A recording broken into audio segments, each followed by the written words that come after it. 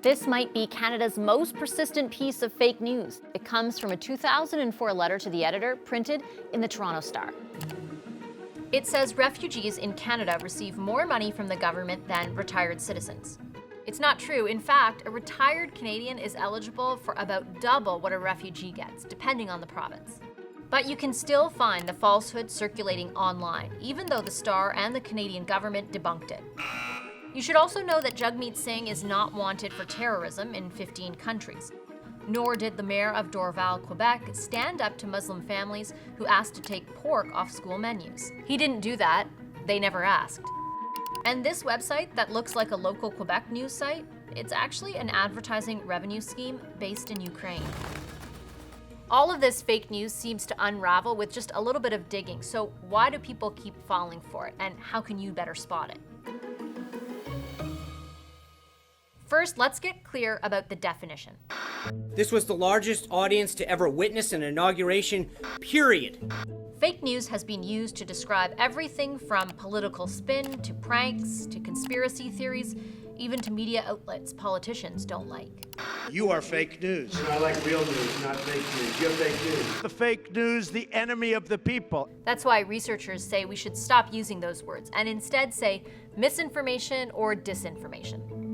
They define disinformation as the deliberate creation or sharing of false information to mislead people.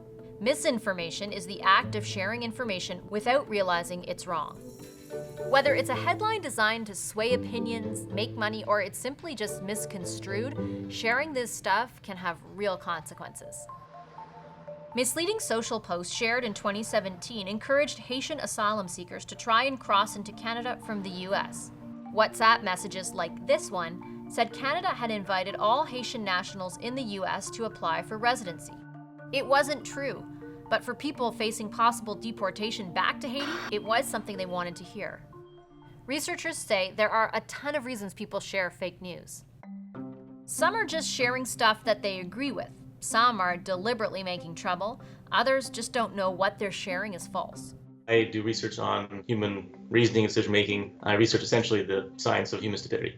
Gordon Pennycook says social media platforms prime people to be, quote, lazy thinkers. Mostly it's just, pictures of dogs and babies and and things like that. And you might come across a news article, but you're not really in the sort of mode that you ought to be in when you're engaging with actual news content. Among other things, his research looked at the effect of repeat exposure.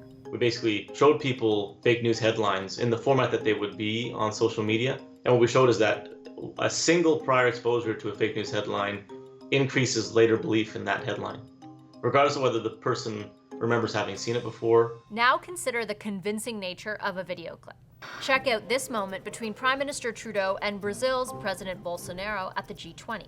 Clips of it started circulating online, with partisan groups saying it showed a, quote, awkward and pathetic Trudeau being snubbed on the world stage. Global News tried to clarify the disinformation by tweeting a longer version of the video showing that the two men did in fact shake hands. But you'll notice that the correct information didn't spread as far as the disinformation, and that, experts will tell you, is what's wrong with social media. Ultimately, it's calibrated for engagement so that the more people are enraged and engaged and ultimately divided on these sites, the more they use them and the more they post and the more they share, which is ultimately good for the platforms and the business model of the platforms. Taylor Owen studies the political impact of digital technology at McGill University. He says people should be skeptical of content that makes them angry, especially during an election year. Pipelines, reconciliation, immigration, these things that we already know are in the popular debate, how are they being amplified? How are they being torqued by people trying to divide us against each other? So what else can you do to prevent falling for disinformation? Well, be skeptical of what you see online. Read the whole article. Sometimes that sensational headline doesn't match the body of the story. Ask yourself, is the author or organization familiar to you? Are they reputable? Are other reputable outlets reporting the story too? Look at the URL.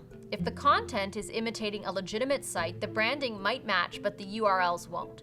If you really want to dig, try a Google reverse image search of photos in the story.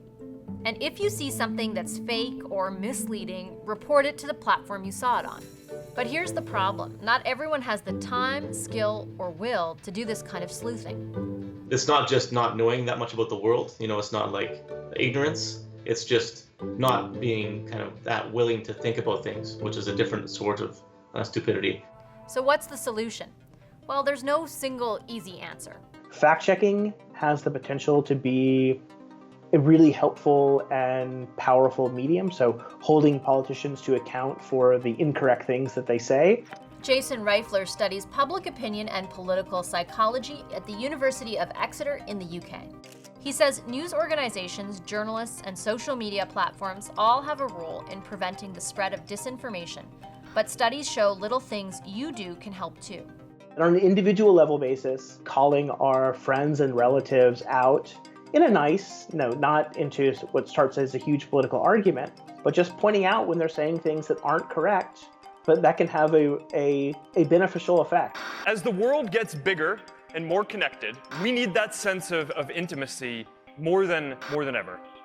Facebook says it's employed fact-checkers and moderators and will take down accounts that try to interfere with the election. Plus, governments around the world have been turning up the pressure on companies like Facebook to do more. The platforms are failing their users. Canada has also signaled it's considering penalties for tech platforms that don't clamp down on disinformation. And if they don't, we will hold them to account, and there will be meaningful financial consequences. But they haven't acted specifically on that. Want to know more about human behavior and fake news? Ask us about our resources and sources in the comments.